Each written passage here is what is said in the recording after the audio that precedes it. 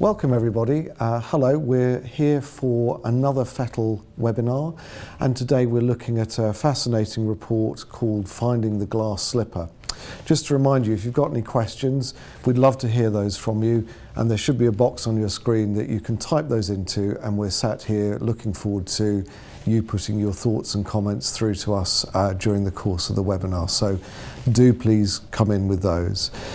I'm Peter Mayhew-Smith, and I'm the Group Principal and Chief Executive at South Thames Colleges Group in South London.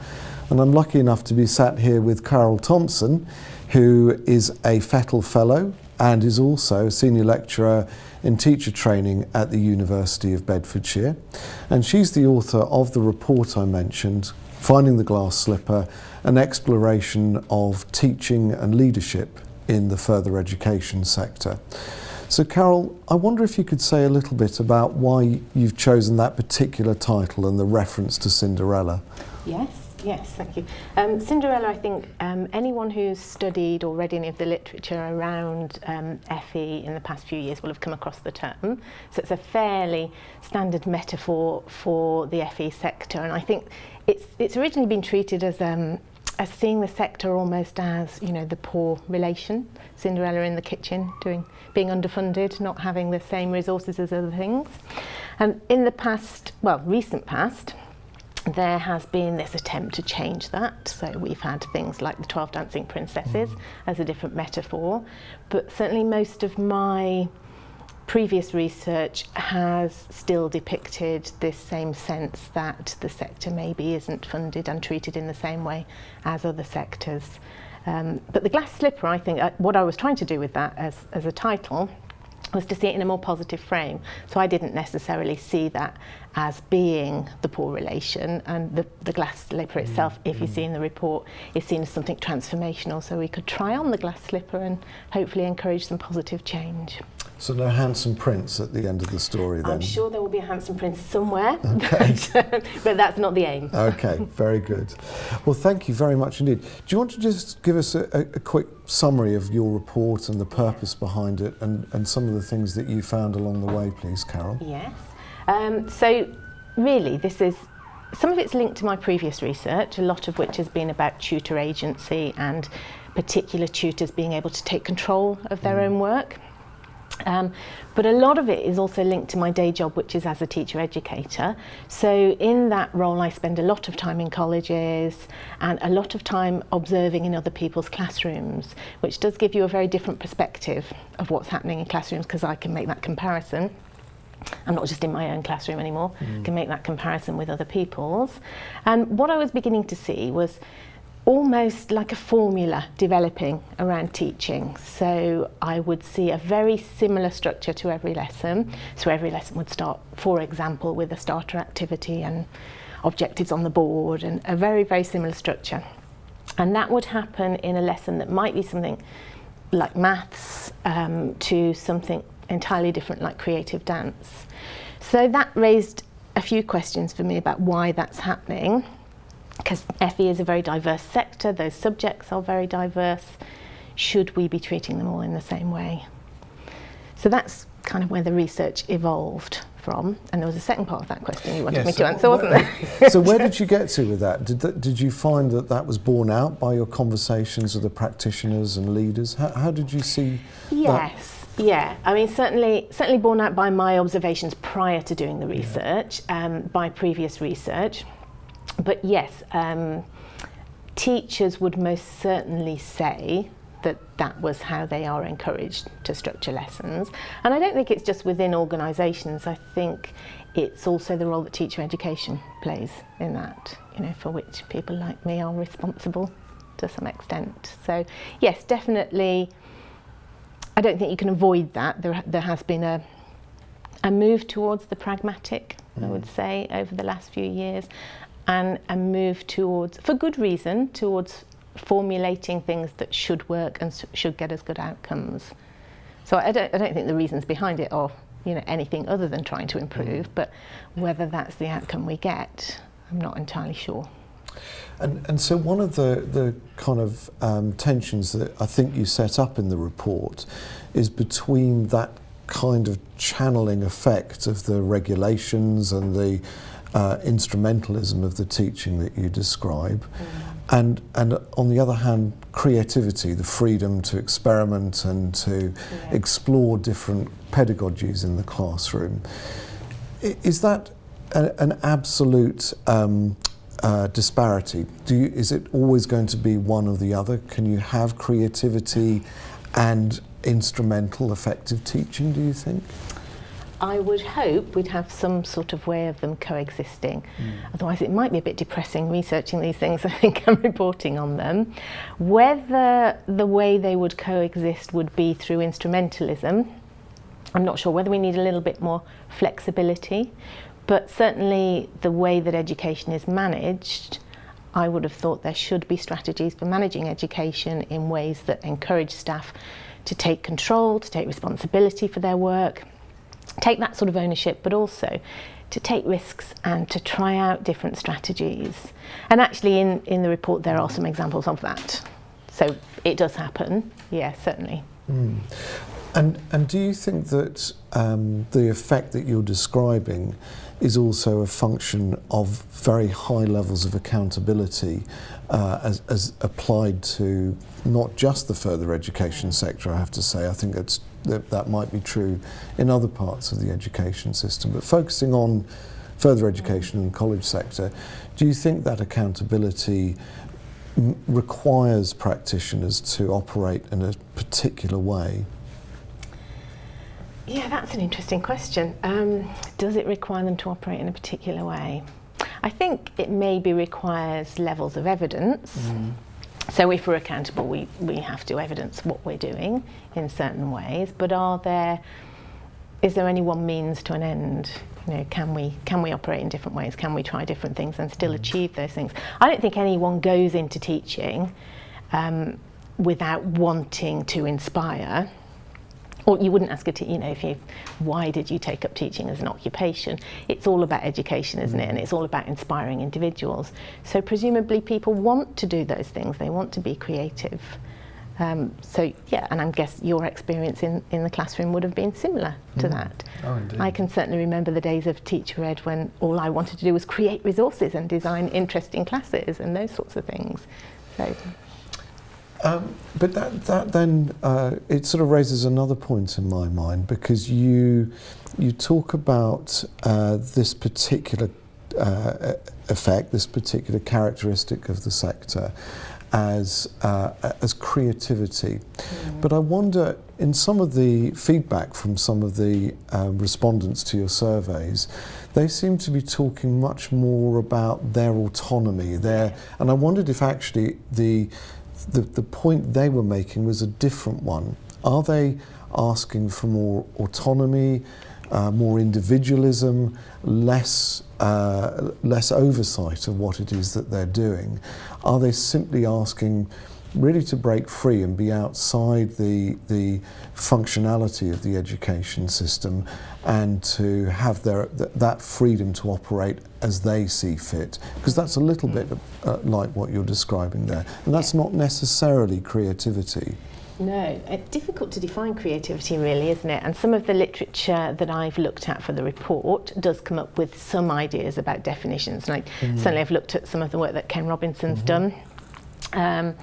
So yeah, I'm not sure I was attempting to come up with any sort of definition of what creativity actually meant, but I think you're right about the responses. I think what a lot of people were talking about was what constrains them in terms of taking ownership of that classroom and taking an innovative approach to what they're doing, structuring things in the way that they see fit for their groups and their learners. So yes, definitely that came through, certainly. Whether that's creativity or not, I don't know, that's maybe a different debate. Well, it certainly struck me that it was framed in that way by some of the responses that you'd recorded in the report. Yeah. People seemed to be saying that they felt controlled and that they felt constrained by the expectations of the system around them, and quite channeled by that. In fact, I think you've got a phrase in your report, you talk about it being a control and punish regime. Yes. And Yeah. and I wondered, does that set things up in Yeah. really quite adversarial ways, that there's a dichotomy between the leadership, the terrible leaders who are demanding so much from their poor, downtrodden teaching staff, and the heroes of the classroom, on the other hand? That's interesting as a question, and control and punishment did come up in the report. It's not, I have to say, not my words. No. Actually, that came from the research done by Bottery, and it's. I think for me, actually, what came through, yes, constraints. People didn't really talk about. They talked about control in the form of constraints, not necessarily so much punishment, other than you might be punished by getting a bad observation grade. And I suppose when that's linked to performance management, there's a link there. For me, what came up a lot, and I think with all levels, so I interviewed teachers, I interviewed managers and leaders, and at all levels, I would say the key thing that came up was about trust. And about the number of processes that are in place to check what we're doing, how we're doing it, and is that meeting the outcomes. So I think that was the control. Punishment, I suppose you could argue, if you have processes, like there's been a lot of debate and a lot of research about things like lesson observations. So if you have processes like a graded lesson observation, for example, and it's sold on the basis of we have this lesson observation to improve teaching and learning, which I genuinely believe you can do through lesson observations, but then you're grading it and then you're linking the grading to performance management. So how will teachers view that? Are they going to see that as a way of improving teaching and learning, or will they see that as control and punishment? So I think it's perceptions, certainly, but you could argue that the way some of the systems and processes are set up lead people to perceive that. Did you, on the other hand then, did you find examples where there was in any institution, where there was a sense of collective pride in the achievements of the students in the institution, that in itself had merit, the fact that many students were getting their qualifications, doing really well and progressing, and that kind of functionalism in the teaching actually generated warmth and celebration and a sense of can-do in any of the organisations you talk to? Yes, yeah, definitely. I referred to those in the report as microcultures. So there were certainly examples where, I mean, again, teachers, they are talking about education as the bigger picture, but most teachers want their students to achieve. Of course they do. They want them to get outcomes because they know that outcomes are important for their future, and they know that qualifications are important. So certainly that would be a link anyway. I don't think there's anything different between what leaders and teachers want in that respect. But there were examples in what I referred to as small microcultures, where there were huge celebrations about those things, and actually where the staff had much higher levels of, I'm referring to as agency, but I think as you were talking about personal autonomy, they felt they were much more in control of what they did. They could work within the frameworks that they were offered, but they actually found ways around that worked for their students. And I think that was quite key. And I know it sounds a little bit subversive, but That's a phrase that springs to my mind. yeah, so you could see that as subversive, but actually their whole aim was the same as everyone else's. So you Yeah, can so have that convergence. absolutely. That's an important thing to be able to say.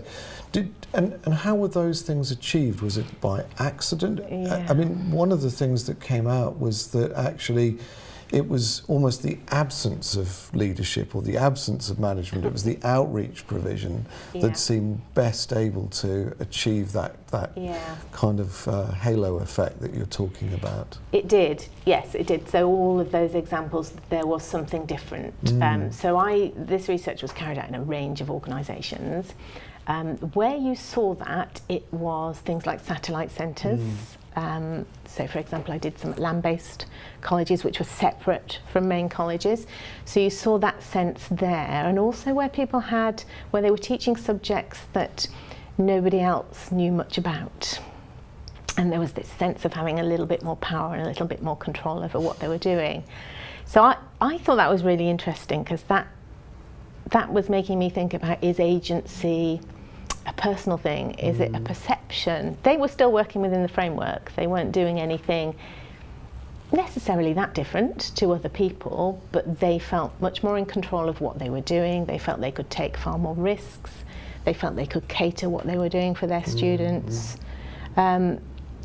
And also what they talked about were the cultures there. So there were these micro cultures in those environments. And I think one of them was really interesting, wanted to talk so much about how brilliant they were in that particular course team and that particular part of the college, and did keep saying this, we're brilliant here, we need to celebrate that, we're great here. And he referred to that culture as being a work family. So there's something there about how, how's that happening? This research didn't extend to that, unfortunately. There wasn't much exploration about how that was being developed, but I think that's maybe worth exploring.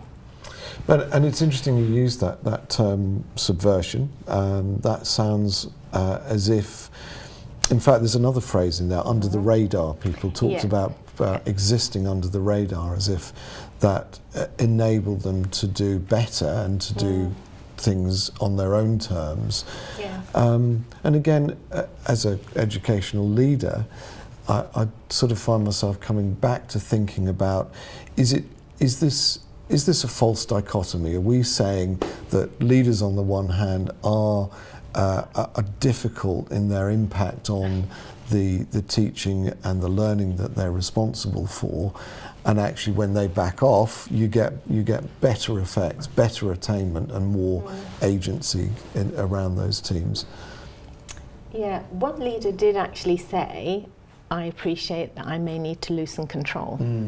So maybe that links with what you're talking about. And I don't think anybody suggested that they wanted to work in an environment where there wasn't a structure. I think most people were more comfortable in that idea. It was just about how flexible that structure was and how much control they could have in the decision making. And that goes back to the concept of trust that you talked about before. So that's actually, interestingly, that's possibly then a function of the structure rather than an aspect of culture, that trust is generated by the ways in which the structure enables people to be given freedom, be given room to work to their own agendas and develop their own practice. Work in their own ways. Yeah, but be held to account for the results at the end of it. Yeah, and I don't think anybody was questioning being accountable. In fact, no, that didn't come across at all. I don't think anybody would, and I think that's pretty much linked to notions of professionalism. As professionals, we expect to be accountable. So, and that would come through teacher ed, that will come through the organisation. So, yeah, there was never any question of that. It was more, do we always have to have this means to this end? And do we always have to do these things in this way? There's also I'm sure you read with a lot of the examples from teachers, the frustrations about processes and paperwork, and is there flexibility in that? Does anybody spend time really working out what is it we actually need here? And obviously if we need it, then we keep that. But what is it we're doing that's surplus to requirements, that's taking up everybody's time and energy, and stopping them from being as innovative as they could be? And I don't think anyone objects to paperwork or processes, but it's, the word that comes up a lot is tick box, isn't it? That comes up quite frequently in the interviews. I think people are frustrated by managing paperwork just to tick a box or just to complete the paperwork. Yeah, well, absolutely, I can see that. We're going to come to some of our viewers' questions in just a moment. Okay. They're flooding in. I've just got one more challenge, actually, Carol, that struck me when I read this, and forgive me, but I'm sort of slightly putting you on the spot with this one, which is to say, it could be argued that the view that you've taken is a nostalgic, even romantic view of education and the freedoms afforded to teachers in a less accountable education system of some many years ago, and now in this more open and transparent and results-oriented world that we live in, Yeah. is this all actually harking back to something that has now gone and is a distant memory, and probably for new teachers coming in, something completely they wouldn't recognise? Well, they certainly wouldn't have that experience. No, and I think that's a really interesting question for lots of reasons, because that links back to what I've written in the conclusions here. And one of those things is the conclusions recognise the complexity of the sector, and within that, the complexity of leaders' roles. Because ultimately leaders are the people who are creating that vision, who are pushing that vision through. But it also recognises some of those things that might be labelled pragmatism, but all of the processes that people are involved in, and the frustrations that are associated with all of those things, and the time-consuming things. One of the leaders actually, in his interview, talked about external constraints and said that actually the inspectorate decide what good looks like. We don't decide on that. So we're working within those guidelines. And there's very little freedom in the system to do something that's brilliant. So I thought that was a really interesting thing coming from a leader. And there is this sense that what we're doing most of the time is working towards external guidelines rather than looking internally towards the organisation. And if we're always doing that, are we always focusing on the norm, or because people like the inspectorate can only look at the norm, the average, the generalisation over looking nationally. So we might get to the norm, or we might get to average, or we might get to good. But what do we have to do to be really brilliant? And I think that's what he was trying to say, that we need that freedom to do that. And I think some people, I like the question about, talking back to nostalgia or romanticism, because, I think some of my conclusions might appear nostalgic or even romantic. But I don't know that that's a risk. I wonder what's wrong with that as a... there is a quote from Einstein in the report about, I'm sure you remember that particular quote, and it was this idea about the metaphoric mind. He refers to the metaphoric mind, which I link to things like imagination. So Einstein's talked quite a lot about how imagination, and this is a scientist, how imagination informs what we do, and how the rational mind was really the faithful servant, but what we're doing in modern society is worshipping that rationality, and by doing that maybe ignoring the other things. So if that's nostalgic or romantic, is it a bad thing? Okay, good pushback there, Carol. Thank you very much. So I think it's time for us to pick up some of the viewers' questions now. We've got a great question from Kevin Smeaton. Hi, Kevin, from Construction Skills Solutions. So I've got in front of me, and you can see it too, Carol. I've always promoted teacher autonomy within our organisation, but have found this often creates a requirement for closer internal quality scrutiny. Yet it has a positive impact on retention and achievement. Any comment on that? That's interesting. It's gone. It's The link between promoting teacher autonomy. This sort of pendulum swing. Oh, I see. Yes. Talking about. Yes. Yeah. So are we talking there about if we're going to give teachers more autonomy, we have to have more scrutiny of their practice?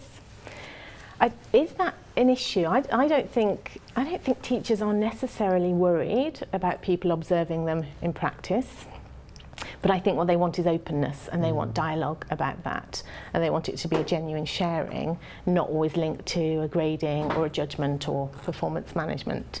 So it may well link to greater scrutiny, but certainly autonomy has to be a good thing if you're going to create professionals. Okay, good. So let's pick up another one from Elaine Battams from Barnfield College. So hi there, Elaine, thank you very much. What role do you think teacher education plays in encouraging innovation? Good question. I think that teacher ed has quite a big role to play. Some programmes, certainly of teacher education, are doing things like encouraging people to take risks in their teaching. And if you can't do that in teacher ed, where can you do it really? So in non-judgmental environments, and trying to use things like observation processes as ways of developing what's happening and getting people to test out and try out new things. So that, I think that's one side to it. I think the other thing is about encouraging teachers to recognise their wider professional role. So I don't think we have always done that as well as we could have in teacher ed. There's been a lot of preparing people for survival in the classroom, preparing them for the things they need to know in order to cope in that environment. But do we spend much time getting them to think about what their role is in the wider profession, getting them to think about things like personal autonomy and professionalism? I think there's a move towards that, but I'm not sure as much of it is happening as it should be. And has teacher education over this recent period, has that evolved an approach, frankly, that generates more compliance, would you say? Or does innovation have a place in the teacher ed programs that you run? Yes, certainly, and is actively encouraged in not just in our programs but in lots of programs. I think that's something that we think is quite important, encouraging people to be innovative with their approaches. Innovation is difficult, isn't it? Because you teach people to be creative and innovative, are you also teaching them to replicate?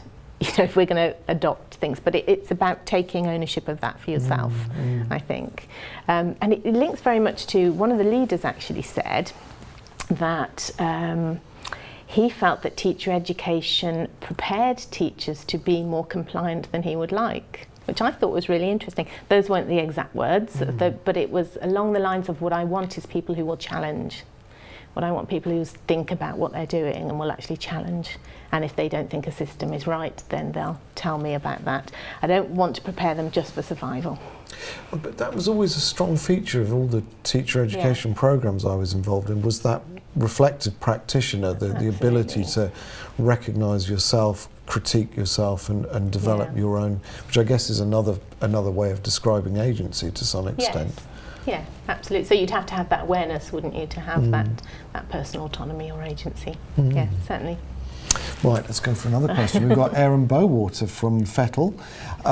Carol says that accountability requires evidence, also known as demonstrating that we are achieving our aims.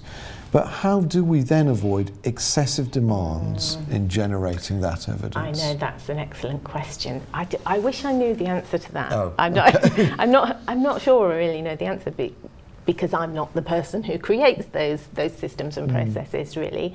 But I think my feeling is that we overdo it. We document things far more times than we need to. We're not necessarily efficient with processes. So yeah, we need the evidence, but how big does our evidence bundle need to be? Do we need an evidence bundle the size of an elephant, or would something small work out? So I think somebody with more expertise in terms of processes might be a better person to answer that. But yes, certainly there is. I can give loads of examples of where I think there is excessive evidence gathering. And actually that's quite interesting from a curriculum design point of view, I suppose, in that raises questions about assessment methodologies and the approaches, the range of approaches or the lack of range of approaches that are available to teachers nowadays.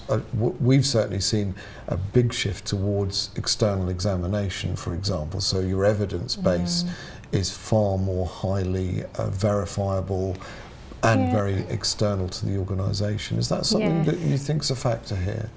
It could be, yeah. I mean, do you remember the days of MVQ portfolios? Oh, I do, yes. So that's the first thing I think of when you think of huge amounts of evidence gathering. So do we need to be more creative, the people who are designing programs, in terms of how we're evidencing things? I mean, that's assessment. I don't know that the question was necessarily just about assessment, but also about processes within the organisation. But certainly from an assessment point of view, there is this drive, isn't there, to get people to be more succinct, to not assess everything by massive essays, to use more appropriate methodology. So yes, that's certainly there is work to be done. I think that message is getting through, and people, awarding bodies are certainly thinking about that and being more flexible.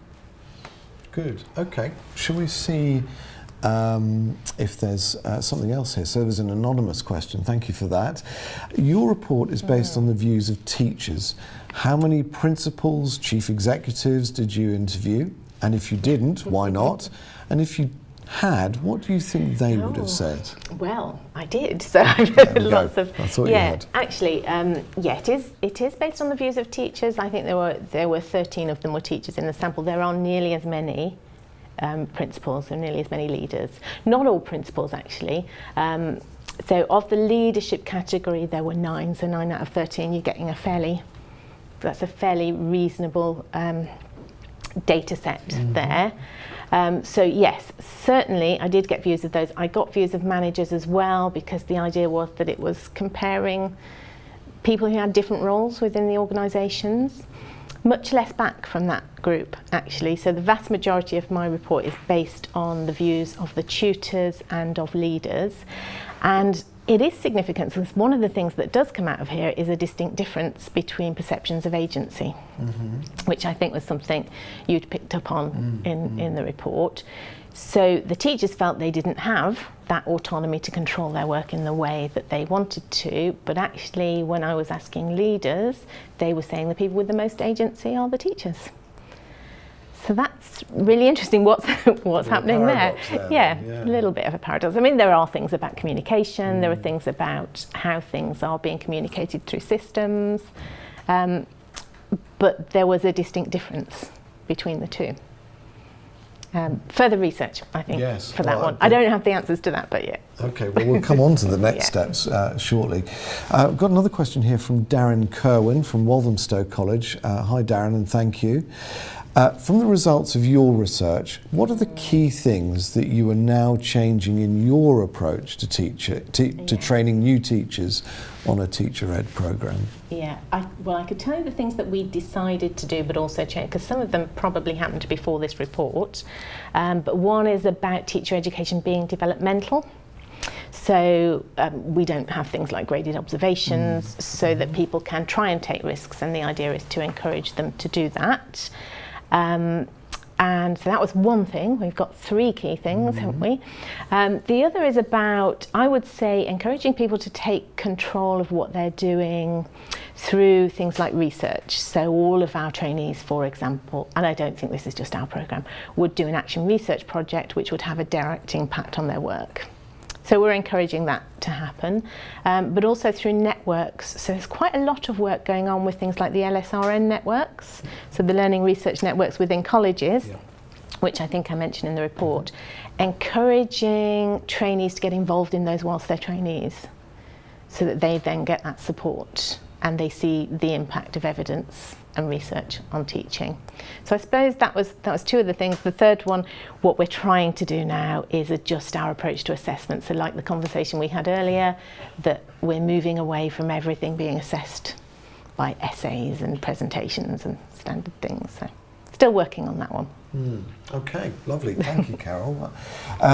So there's a question here about HE and comparing a couple of anonymous questions. So I think these are really quite powerful about the comparison between autonomy in FE and autonomy in HE, and how does that work in that different sector?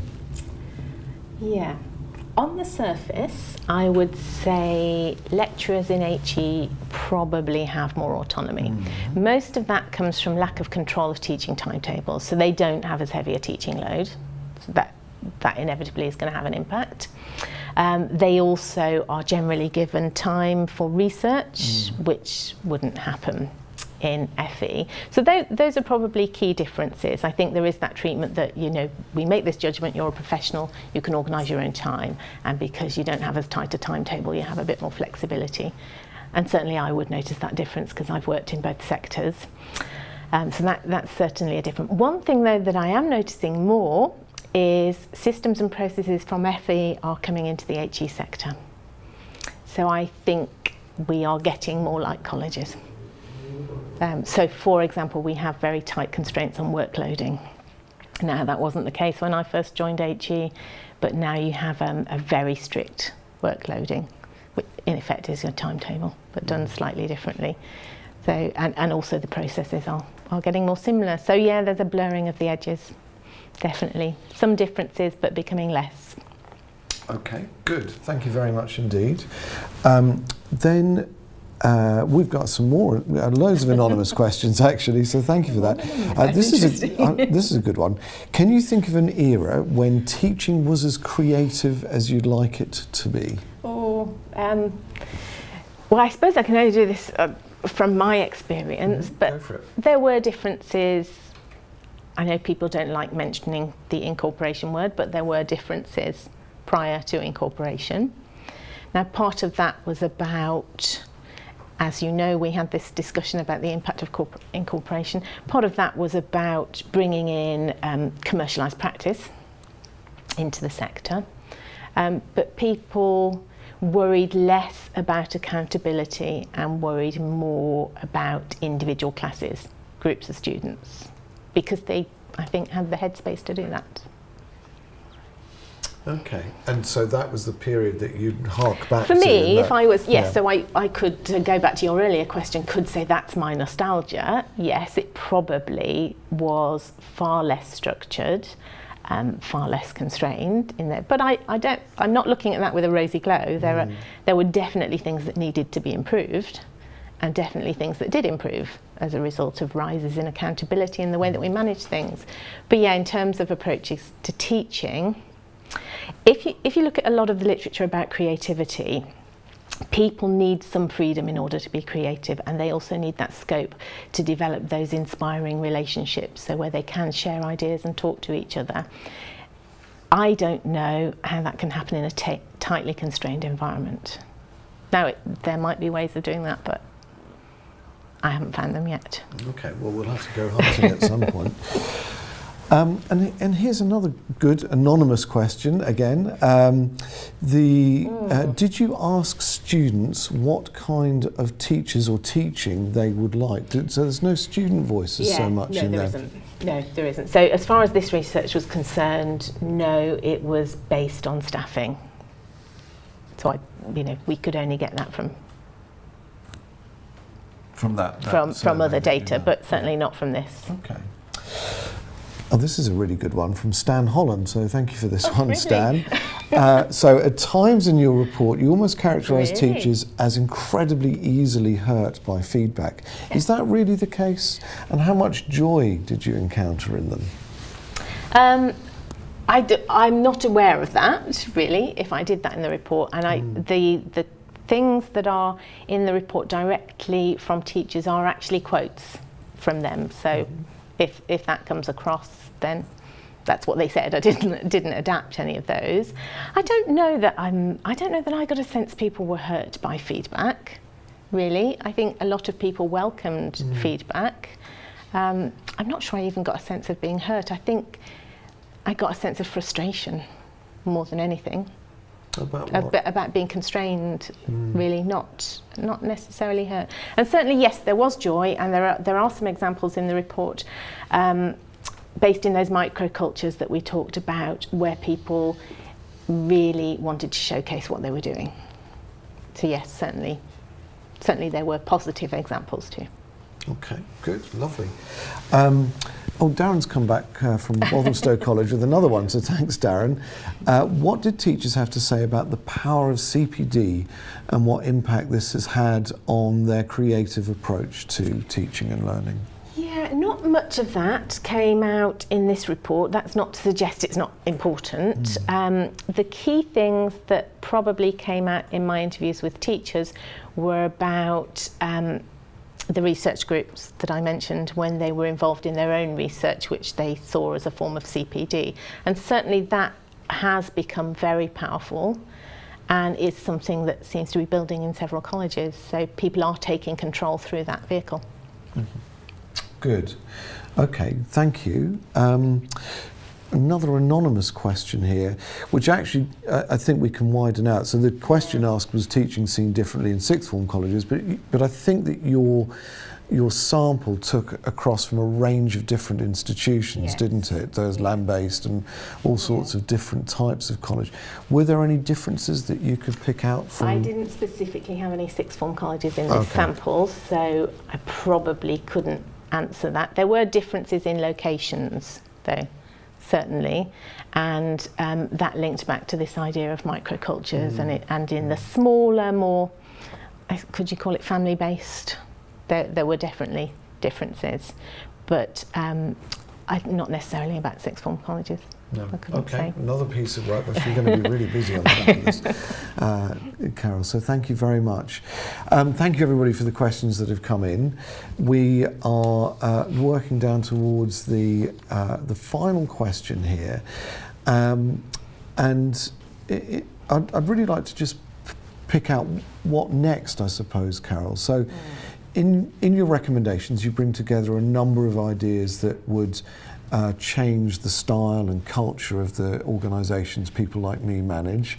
And that seems to point to loosening control, enabling more practitioner-led discourse, allowing more experimentation, promoting those freedoms. And we talk about that as being distributed leadership in the organisation I work in. But I wonder how you describe the kind of organisation, an organisation that does have joy at its heart, that you'd see evolving out of your conclusions. For me, a lot of that was around culture. A lot of what came through in this data was about the culture that was generated within the organisation. A lot of the culture was linked to the frameworks that structured that organisation. But also, I think another key finding was about perceptions of role. And when you're talking about people having that open dialogue and almost co-constructing and forms of distributed leadership, then you need to have that perception of your own personal, professional autonomy. And I think one of the key things that was happening, certainly in these interviews, was that was not coming through at all levels. So there was one group that felt they had a lot of autonomy, the obvious group there, and that wasn't being passed down. So for me, I think I'm certainly, my approach to research and to many other things is quite pragmatic, although it might come across as a little nostalgic. And actually, I think people were happy working within frameworks, but what they wanted was less rigidity. So it was about creating that culture where it is open. So we genuinely do have the open door policy. It's not just a thing that someone says, and how many people feel strong enough and able enough to take up those opportunities. So it's about creating that culture where leadership was generally, as you say, distributed, and people could take control of their own particular areas. What you call that, I don't know. No, well, we need to find a term for that, don't we? But I suppose what you're saying is that characteristic would then be visible consistently at every level of the organisation, and you wouldn't have one layer in the hierarchy envying everybody else's freedoms, as you seem to highlight in your report. There's also something about integration as well between teams. If you think more of the matrix models of organisations as opposed to a hierarchical model, where teams aren't necessarily forced to work with people that happen to be in their subject area, but it might be that we open up those areas a little bit and they work with people that have similar interests. So you're taking skills and expertise as opposed to let's have these distinctly defined teams and everybody works within their own silos. There has been too much of that almost segmenting areas of the sector. I think that working as a whole organisation doesn't seem to happen in the same way. But maybe it does in small microcultures.